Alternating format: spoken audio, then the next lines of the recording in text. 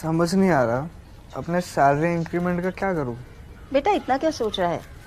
अपने mutual funds के SIP का टॉप अप करा ले। This is the right time. क्या समझ में नहीं आया? बेटा इतना क्या सोच रहा है? अपने म्यूचुअल फंड्स का एसआईपी टॉप अप करा ले। This is the right time. आप समझा?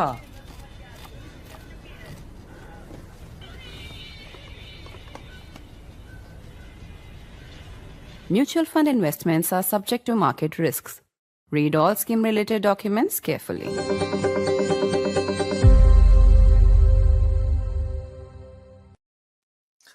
The Prime Minister has responded for the first time since Donald Trump slapped a 50% tariff on India. In a sharp rebuke of the American president, Prime Minister Modi has said that India will not compromise when it comes to the interests of those in agriculture, dairy, and fishing.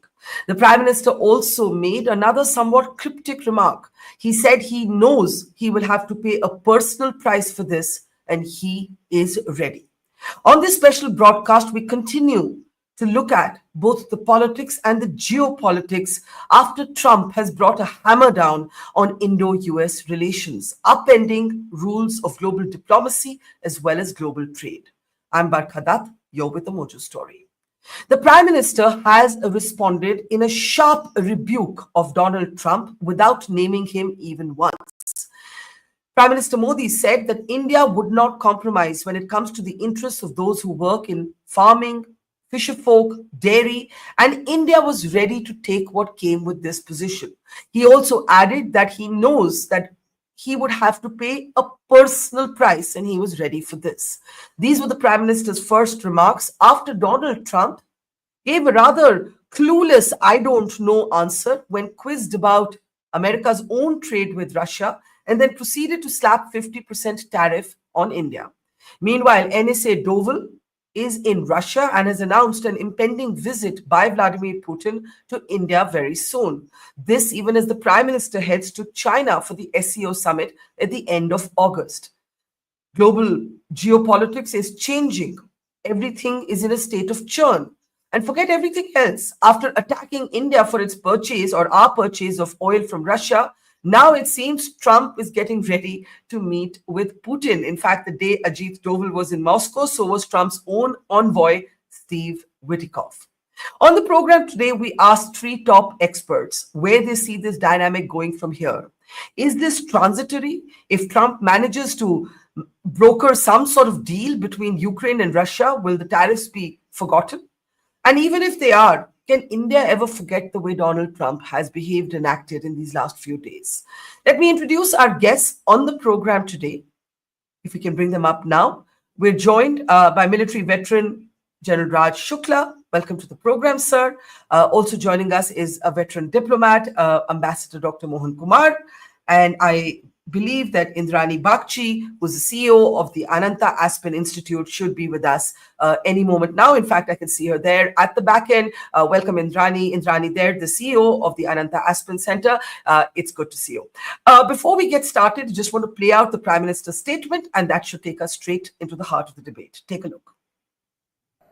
Soybean, सरसों, मूंगफली, सभी का उत्पादन record स्तर पर बढ़ा है। साथियों, हमारे लिए अपने किसानों का हित सर्वोच्च प्राथमिकता है।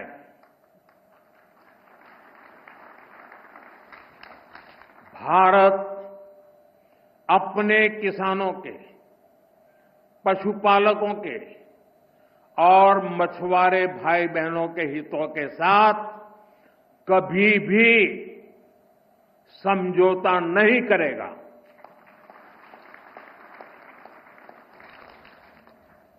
और मैं जानता हूं व्यक्तिगत रूप से मुझे बहुत बड़ी कीमत चुकानी पड़ेगी, लेकिन मैं इसके लिए तैयार हूं। मेरे देश के किसानों के लिए, मेरे देश के मछुआरों के लिए, मेरे देश के पशुपालकों के लिए आज भारत तैयार है।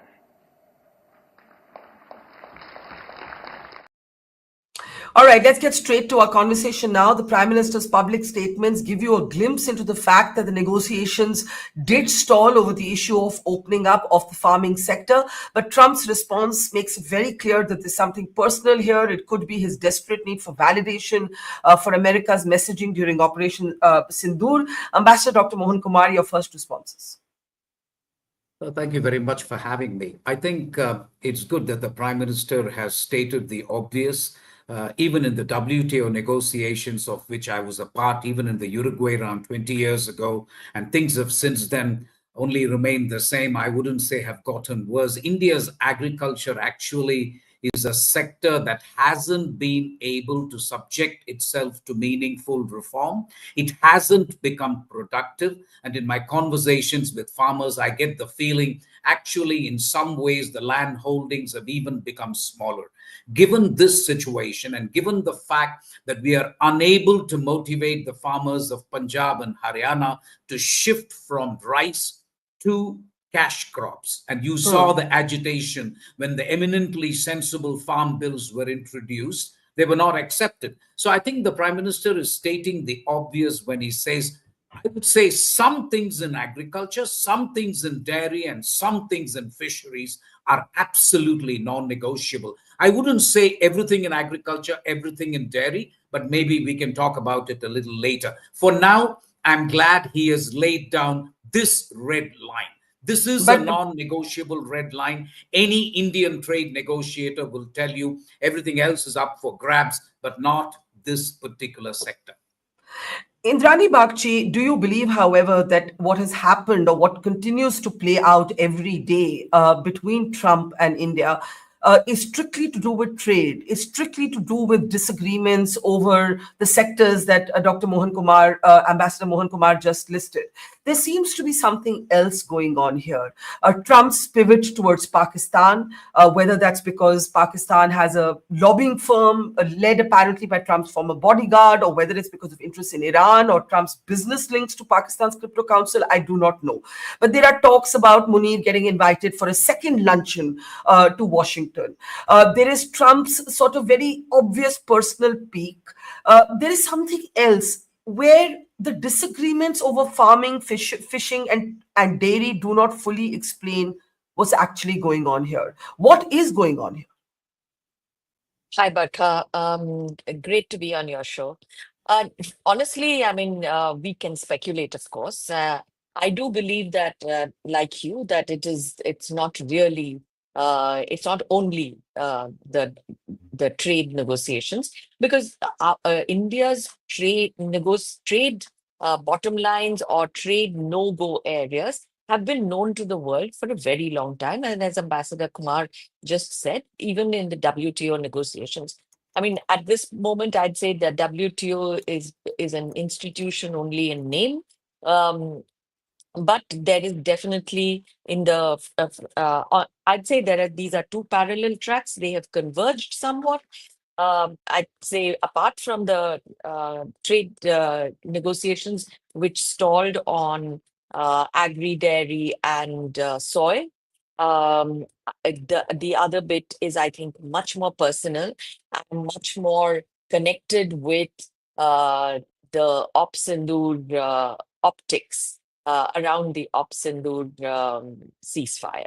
And I'd say that is a personal sort of affront that Trump has. Some have even told me that in September, October last year, when he went to the Quad Summit in Delaware, and Trump then tweeted that he was waiting to meet his friend Modi. I think somebody advised Prime Minister, it was a silly advice in retrospect. It was silly advice even then, not to meet him because they didn't get a date with Kamala Harris, the Democrat candidate. And he didn't, and that was taken amiss very much at the time. I thought they had actually patched up with the February summit, but clearly not. And the Sindoor bit, I think, left a very very sour note in the relationship. I think the final sort of nail in the coffin, so to speak, would have been the conversation between PM and Trump on the 17th of June. So that, I think, my sense is these are something that came in the way. I can't hear you, Barkha. I said, sorry to interrupt, but this conversation that you refer to between PM and Donald Trump is, I'm assuming, when Trump leaves Canada to head back, he meets with Asim Munir and he invites Prime Minister to come and meet him. And that is the phone call in which the Prime Minister tells him that India will never accept mediation. That is the conversation. And you believe that that conversation was the final sort of proverbial nail in the coffin. Yes. That conversation, I think, where basically PM sort of read him the riot act, that there was no mediation, or there was no mediation that happened between between India and Pakistan. And if you go back, you will find a very stern video readout of that conversation by the Foreign Secretary Vikram Misri. That went down very poorly with Trump. Everything went downhill from there. Everything. And just before I come to General Shukla, there's also some perception that the comments the Prime Minister made, perhaps provoked by domestic politics, that J.D. Vance Indrani called him, and he called him 3 to 4 times in 1 hour, and then there's a little titter in Parliament, and then the Prime Minister called him back, and so on. You think that would have also gone down poorly? Because hours later came the Trump announcement on the first set of tariffs. And I don't think for Trump it's personal. It's not like he was batting for J.D. Vance, and it was. J.D. Vance, the fact that J.D. Vance called PM, in fact, I believe that J.D. Vance and the Prime Minister actually now enjoy a very good personal relationship after his visit here in April. But I think the president is much more concerned about himself, and I don't think what J.D. Vance said or did that night mattered that much. Okay, so General Shukla, we have two very interesting and different dimensions of this crisis. From Ambassador Dr. Mohan Kumar, we have the non-negotiables, the historical non-negotiable spaces in farming, fishing, dairy. From Indrani, we have that sense of personal, an ego bruised, for lack of a better word, seeking validation, not receiving it, feeling a personal affront, and Trump is like that. From you, the strategic sort of confusion, for lack of a better word, the balls in the air. We just had the Deputy Chief of Army talk about China's very active support to Pakistan in Operation Sindoor. Now we have Prime Minister going to China for the SCO summit.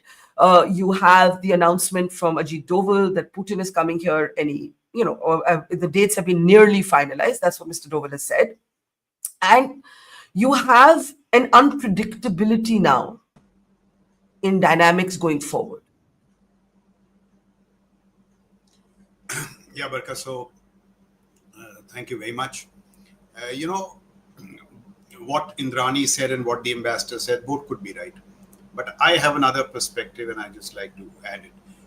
And here I just make two preliminary observations and thereafter I'll come to the bigger issues perhaps in a subsequent intervention. And what are the preliminary observations are these? Some of the banter which has been flowing between Trump, Modi, India and US has echoes of the very bad vibes between Nixon and Indira Gandhi. We are almost getting to that. That is one, and that should really worry us. And two is, this MAGA hubris of doing everything their way, setting conditions for the whole world, are the chickens of, MAGA coming home to roost? In the sense that, are they now spurring a new realignment? Russia coming closer to India, and maybe it's a pretty distant dream now, maybe even some kind of rapprochement with China, not because we wanted it, but they are pushing you into it.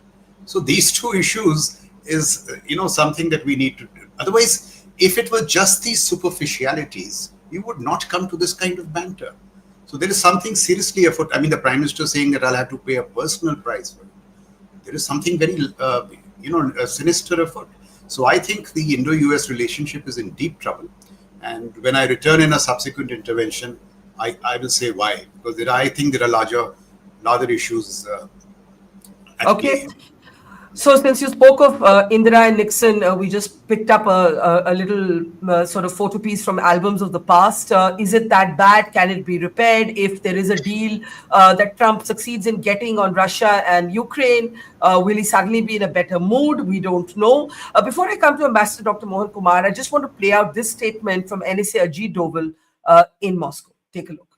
You have very rightly mentioned, Excellency, that we have got a very special relationship, a long relationship, and we highly value our strategic partnership.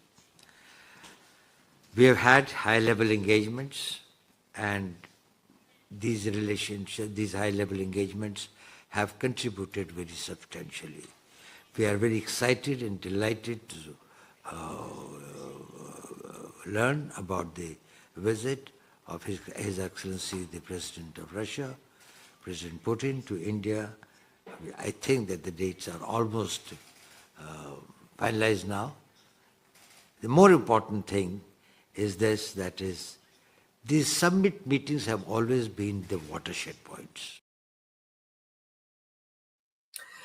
Right. So, Ambassador Dr. Mohan Kumar, some of these visits are pre-scheduled. So, Mr. Doval was meant to go to Russia, but it requires a different, basically, telling off of Trump at this moment. Modi going to China, Putin coming to India. But guess what? Trump is also going to meet Putin, possibly, American media reports. Steve Witkoff, Trump's envoy, is in Russia the same day as Doval.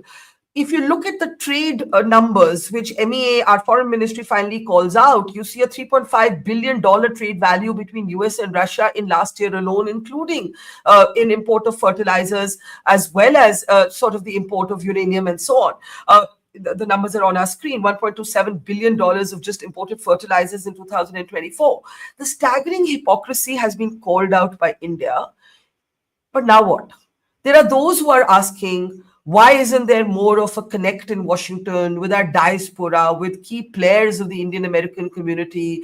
Do we not have Trump's ears? Even if it's personal, who's the go-between? Why is this so difficult to break the ice on? So I think something has fundamentally changed in DC. My sense after talking to them, talking to people there, is that the diaspora is not has never been so influential when it comes to trade negotiations. They do their bit when it comes to H-1B. They have been supporting members of the Congress and the Senate. But traditionally, even in my entire career where I dealt with very difficult trade negotiations with the United States, the diaspora has not helped us. The US nuclear deal was different, but never in the WTO, for example, when we were stuck on intellectual property rights, we never went up to the Indian diaspora and said, listen, can you help with USTR? But that is because the USTR has traditionally been an island. It's all been by itself. I think what has changed now is that it is no longer the USTR. My sense is this is Trump. This is President Trump, really. And I don't know how much the diaspora has a direct link with Trump. I know a lot of people who have links with Vance, for example, and a lot of others like Howard Lutnick. But Trump, I don't know. So that's one thing that others who are more qualified may answer. But I think two things are happening, and I just wanted to conclude with that, if you allow me. One is that multiple strategic hedging is happening, not just for India, but also for every other major power in the world. In fact, I have said we should play all sides, play all cards, and play the long game. That should really what India should be doing. And with regard to the United States, I said yesterday, no confrontation, no capitulation, but conversation. Keep talking. So this is what they are doing. So they can't really hold a mirror and say, hey, why is your NSA going to Moscow? As you rightly said, President Trump himself may be visiting Moscow. So I think this is what will happen, Barkha, I think for some time. I still believe, and this will be my last word, at least for this segment, I consider the relationship with the United States as a consequential one. I really think we should make an attempt, despite everything that is happening. And I know that the outlook looks very dim. So a lot of things have changed. All that is true. I'm somewhat worried about the economic situation. There is a tendency to resort to jingoism in India and say, screw the US, we can survive. And it's only 3% of GDP and stuff like that. But there are knock-on effects. And I don't think we are at that point yet. I would still think that we should devote resources and really put our best foot forward. We are doing it well. We don't have to get into a tutu meh. We are not reacting to everything emotionally, but I don't think we should stop negotiating. Do it. Let your NSA go to Moscow. If your PM wants to go to China, that's fine. Do that. Do all that. Play all sides. But I think treat the US as a relationship that needs to be salvaged. And I think we can do it if we negotiate, continue to negotiate, and play the long game. So let me take that to Indrani Bagchi. Indrani, do you believe that we are still at the point where you can talk in terms of, we've said no capitulation, but that no confrontation? Are we really at that point that Ambassador Kumar says, or has something broken? Not maybe between India and the United States that can't be picked up later, but has something fundamentally broken with Trump? That said. PM is going to China. There has been a process of cautious rapprochement with China. I think India has done it consciously to not invest everything, in Trump and in America. But haven't we crossed in a way that moment where this can be repaired, or have stranger things happened in geopolitics? No, we have not crossed it at all. I mean, please understand that, and I'm only quoting a White House official, albeit a Biden White House official, only last year, that when I was meeting them in Washington, they said, we have never come across a more pro-American prime minister from India ever. And PM has absolute faith in the relationship. Yes, things may have gone wrong between him and Trump, because this is definitely something that has soured at the very top. It is not. It's not among the negotiators. Second, please remember that USTR is no longer that island, because USTR has been downgraded and has been brought under the Commerce Department. So Howard Lutnick is actually Jameson Greer's boss. So there are dimensions there as well. And the last thing I will say is, agri-trade, and I refer you to a super piece by Harish Damodaran this morning in Indian Express, that agri-trade between India and the US is booming. There is a huge surge in agri-trade. The issue is actually it's GM crops, which we are illegal. It's illegal in India. It's dairy because of obvious reasons, and soy. Trump is very, very keen on soy because he's lost his biggest market, which is China. And soy farmers are actually MAGA. So he needs a new market, because the Brazilians and Argentinians are flooding the market, have taken the China market as well. So he needs a big market. We take a lot of soy in the form of soya oil, not as in the form of soybean, which comes under GM crops. But soya oil derived from the same GM soybean is exempt from this particular blank sort of block in India. And we take that, but not too much, because US doesn't produce that much of soy oil. But that apart, nuts and stuff that we've taken, and we granted all of those in the trade negotiations. We've given all of those. We actually wanted a 0 for 0 on so many sectors, which Trump did not, because there people said, no, we want a baseline tariff of 10%, or which is now a baseline tariff of 15%.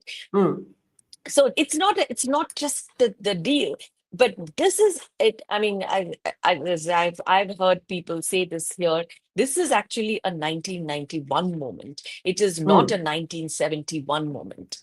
It is a 1991 moment, because this is an opportunity for India to actually make the kind of changes domestically that we should have, and that Ambassador Kumar referred to in the beginning. So I will leave it at that. So, General Shukla, let me pick that up, because you said that this moment reminded you of Nixon and Indira. It's got that personally damaged. And I think nobody disagrees that something has gone wrong, and that for Trump, this is personal. And Modi is, the Prime Minister is talking about paying a personal price. Nobody quite knows what he's seeing as that personal price. But that this is a moment of economic opportunity. 91 is when India's economy opened up. We can actually use this moment to create an economic opportunity. That still leaves me with certain questions about security.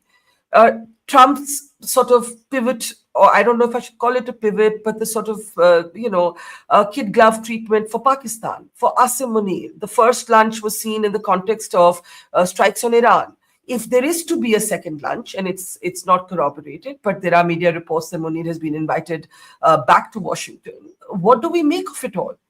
It's so confusing. We're trying to keep a door open with China. Pakistan is a vassal state of China. Pakistan is cozying up to Trump. Trump is responding. Things are strained between us and Trump. We have problems with Bangladesh. Some would say the 3.5 front war that we've been prepping for in some ways is upon us. So we at least have to be ready for it. So, I didn't say it was a 1971 moment. I said echoes of the 1971 moment. Okay. And why I say that, I'll just lay out 5 to 6 issues which we don't address. If we don't address, we might get into the 71 moment. And here, both India and the US are at fault. So what are those issues? The first is, which I've been saying for a while, there have been major swivels in geopolitics, this whole transition to national security, technologies, and the character of war. Such deep changes that our strategic foreign defense policy outlook, unless they transform, will be constantly behind the curve. So that's the first point. Second point about the US is this, that it is not only a contested hegemon by China. I'll give you one piece of metric. By 2035, percentage of global GDP will be 24% China, 14% USA. 24-14. And this is when you take into account all the adverse demographics and all of China. Now, if that is the reality which the MAGA camp realizes, it is my belief that they have decided to move out of Asia. So you have a contested, retreating hegemon, which means two things. India will be on its own, and USA doesn't need India to balance China. And now look at the other issue. When in the Biden era, we talked of stars to the seas, then we had Indus X and this. What has what has come out of the pipelines? Look at the modern security architecture, the intimacy, Israel, USA, Pakistan, China. There are direct flows. And here both bureaucracies just go on and all, star to the seas, nothing flows out. So unless something happens, that is another issue.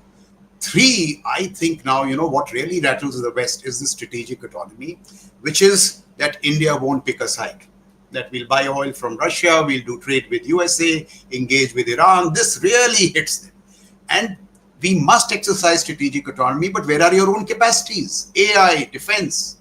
If you don't build these capacities, your strategic autonomy is on uncertain pillars.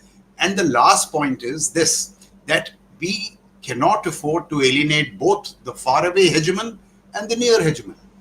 That is what we are doing today. We have to make a choice. So if we can't woo the faraway hegemon, might as well make peace with the near hegemon.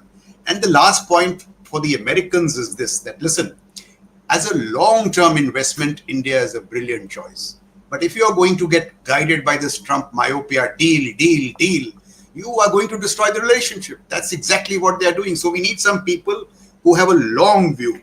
And America must see in India's ascent an opportunity and not a threat. So it is these 5 to 6 complex factors which are, spoiling the Indo-U.S. Can I ask you, General, briefly before we come to last comments? When you say that the US is a retreating hegemon, India's value to it as a countervailing force to China is no longer the sort of, the pawn they're placing on the chessboard. How should India respond? Are you suggesting that we choose a side? Do you have any other option? Tell me. Can you I eliminate mean, both? but if we had chosen a side, where would we be today?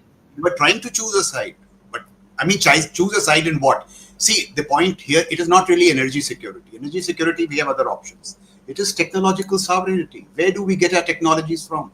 The lesson from Sindoor was that platforms are unimportant. It is the wraparound technologies, EW, cyberspace, which make all the difference. We were hoping our technology partner was with USA, so stars to the seas, but see what's happened.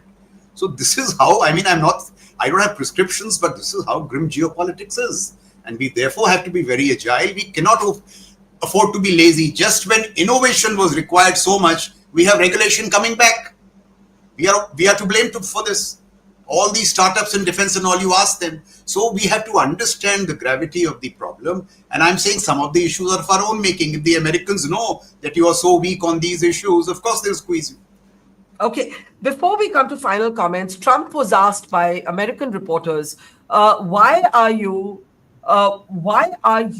not penalizing China for buying oil from Russia? Why are you singling out India? And this is what he said. Let me go, please. Indian officials have said that there are other countries that are buying Russian oil. It's okay. Like China, for instance, It's buying okay. more. Yeah. Why are you singling India out for these additional sanctions? It's only been 8 hours, so let's see what happens over the next. Sanctions you're going to see a lot more. So this is a taste of You're going to see a lot more. You're going to see so much secondary sanctions. Yes, ma'am. Sorry. So you're going to see a lot more. May mean that it doesn't end here. What I want to ask all three of you in final comments is what happens next. So I'll start with you, Ambassador Dr. Mohan Kumar. You believe that this is not over. Keep talking. Don't give in. Don't give up. Right? Neither give up nor give in. And keep going at it and something will emerge.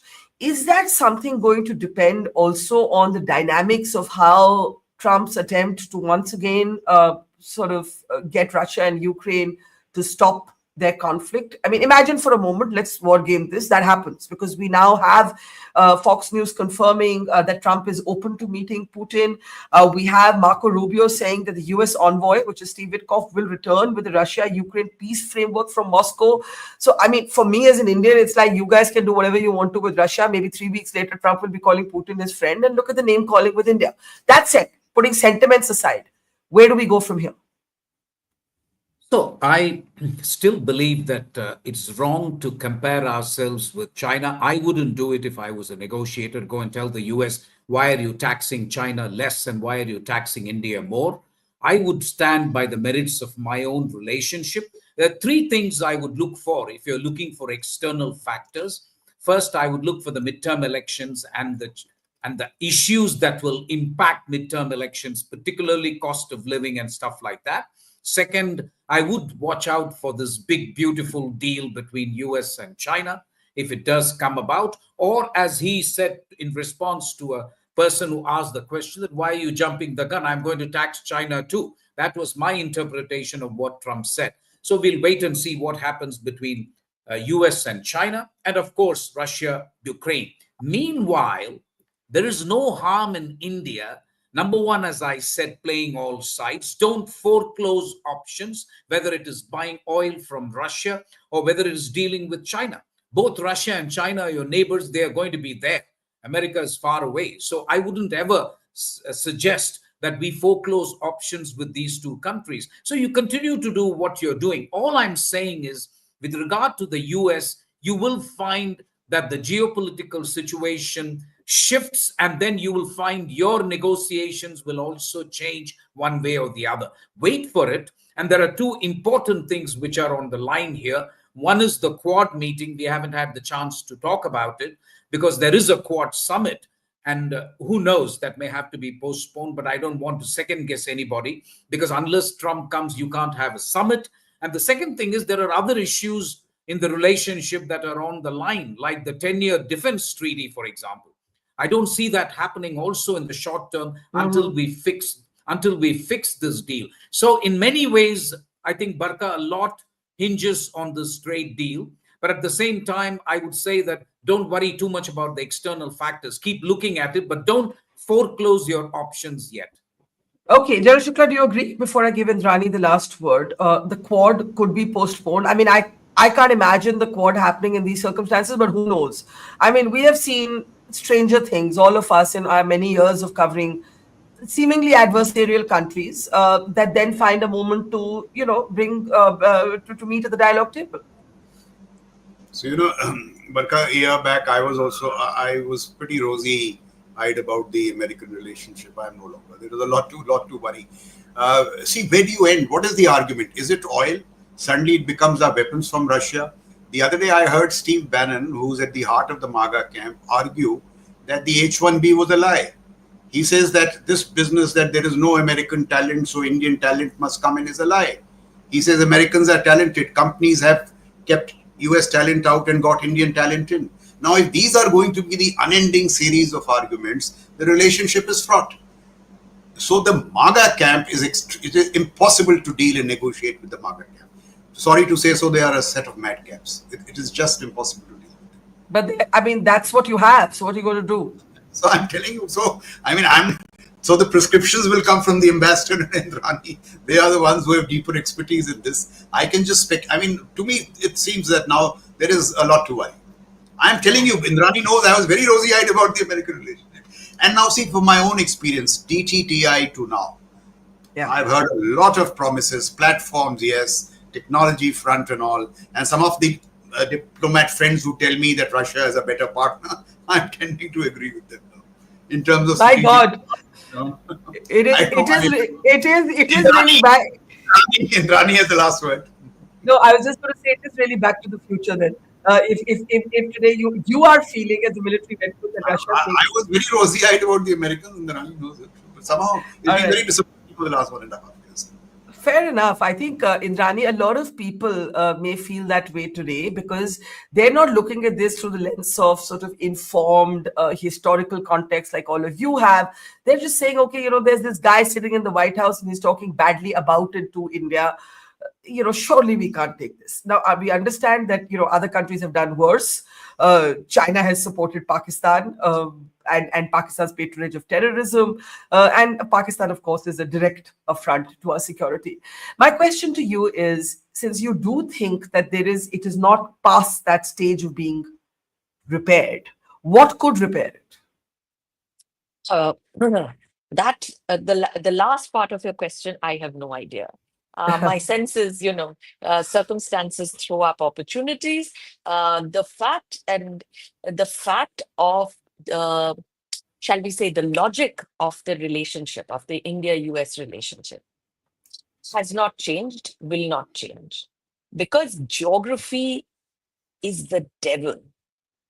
General Shukla will tell you, and people in the army, people who fought Operation Sindoor, a couple of my friends said to me that we did not think we were fighting Pakistan. We knew we were fighting China. If that is the case, excuse me, your distant hegemon will end up popping up in your life sooner or later. We make peace. And I will say one more thing that General Shukla said, which is you cannot exercise strategic autonomy from the books. You don't have the elements of strategic autonomy. China can exercise strategic autonomy because China has the levers to address itself. At this moment, China has stopped the export of permanent magnets to the US defense system, even via third countries. That is real leverage. H-1B is not leverage. Please, H-1B, America can function without H-1B. H-1B is not a problem, is not a leverage. You want to send if your people want to go and work as coders and software engineers, so be it. But if America doesn't want to let them work as coders and software engineers, It's a sovereign decision. Please, it's not part of your diplomacy. We have made a mistake by making H-1B and totalization agreement a part of your diplomacy. That's a sovereign decision. There is a reason why you don't allow Bangladeshis to wander around your country, and you're tossing them out every day. So there is a difference between leverage and sovereign decision. We don't see the difference as Indians. We must learn to grow up a little bit. I think that's an excellent point. I was going to close, but General Shukla, I see your hand up. Do you want to have a brief interjection there?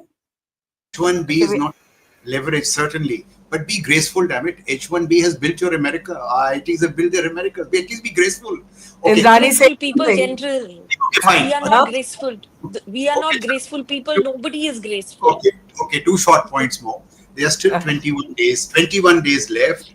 Hope the relationship gets restored before the. It will get restored. It will get restored. Very good. Not and in 21 days. Okay, whatever time. It won't get restored. What is really wrong with the Indo-US relationship, and there's a Hindi phrase to describe it, कि बड़े दिनों से ना वो बर्तनों की आवाज आ रही है पर खाना नहीं परसा जा रहा. Let the dishes be served now. Let the dishes be served. Okay, General Shukla has moved from rosy-eyed optimism to deep skepticism, but Ambassador Dr. Cautious skepticism. And Indrani and Dr. Ambassador Mohan Kumar still believe that the relationship, firstly, is not defined only by Trump, and therefore the logic of the relationship will prevail. And I think there's a great point about China that was just made about China's not just support, but live inputs to Pakistan during Operation Sindoor. And I think, Indrani, I'm so glad that you made that point, because, we tend to just be soft about China because we don't know enough about China as a country. America is something we know, we understand its democracy, our fights play out in full public gaze. So there's a little bit more that we react, I think, to America, though there are serious adversarial security challenges, I think, from China. But we leave it there. Thank you so much, Indrani Bagchi, Dr. Mohan Kumar, and General Shukla. Pleasure. Learned so much from all 3 of you. And thank you. Take care and see you soon. Thank you. It's great to see you here. Thank you for watching our work. If you haven't subscribed yet, don't forget to click the bell icon and subscribe to Mojo Story and support independent, robust journalism.